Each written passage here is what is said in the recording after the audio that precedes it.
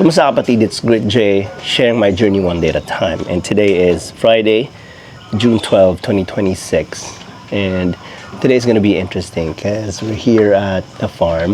We're here at Takunan. And I'm going to run a 6-kilometer easy today. And it's going to be interesting kasi hindi ko alam yung track dito. So I'm going to start here at home and then go outside. I'm not sure. Ang gagawin ko, since 6 kilometers, I'll run out mga 3 kilometers, 3.5 bago ako pabalik. And that's gonna be challenging and fun at the same time dahil di ko alam yung track. Iniisip ko saan yung mga aso. Yun kasi yung nakakatakot when you're running, yung mga aso. So, it's still early. It's still 2:25. I still have time to prepare. So, yun lang. I'll see you later. Ito yung isa sa favorite namin dito sa farm. Food and buko. Fresh buko. Buko juice. So, maganda yata yun sa pagtakbo. For electrolytes. Alright, so, ayun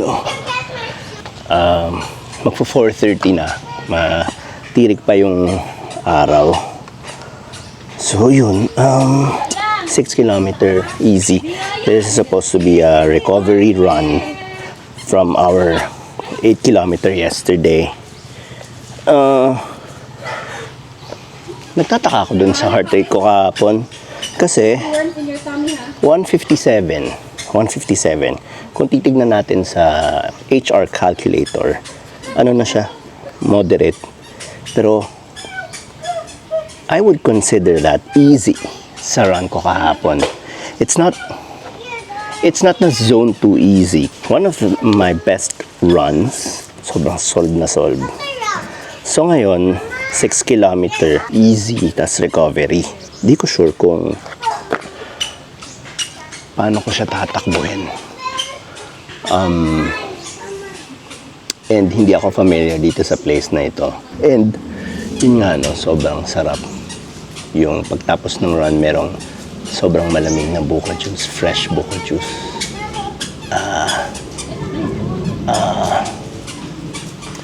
That's what I'm looking forward to. Yun. Sobrang sulit. Alam mo yung pinakamasarap na after ng run, yung may 1 litrong sobrang lamig na puro fresh buko juice. Sobrang sarap. Hindi ko na inisip yung yung pace, yung form. Although I think nandyan na ako sa tamang form ng pagtakbo kasi relax na yung feeling ko eh. And ay, nakapoy. ang inisip ko na lang kanina yung siguro yung lugar kasi hindi kami familiar sa lugar. Yung papunta rough yung road, so medyo ingat sa tapilok. Pero pagdating dun sa labas, kalsada na siya. Although may mga part na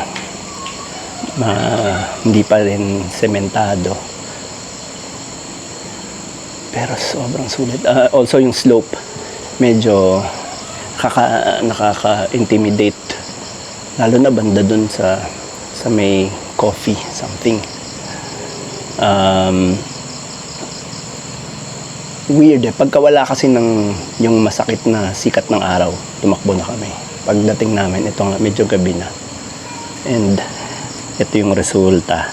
Bam! 6 kilometers. 150 BPM at 8:56 pace. Tapos natapos namin siya ng 53 minutes. Yung pace naman natin, medyo ito nga, yung sabi ko medyo kakaiba kasi slope eh. May pababa, may pataas, may matayog na pababa, may matayog na pataas. So, sa pababa siguro mabilis, sa paakyat medyo bagal. Hindi ko alam kung paano i-interpret to eh. Pero ito, meron, makita nyo rito, may elevation. No? So, dyan, siguro sa medyo mabagal, andyan yung pataas and pababa. So, ayun. Walang masakit sa paa. Surprisingly, nag-start kami ng walang masakit sa paa ko na yung nararamdaman ko every after rest days. Wala yan. Hello. And Hello. Hi. okay naman yung aking paa. Evening. Yung tagiliran ko, wala pa ako nararamdaman sa ngayon kasi halos kakatapos ko lang. Good evening to you, Erin. Ano rin kami, How are you today? nag-walk. So, ayun. I guess that's it for today. Kita tayo bukas 10 kilometers.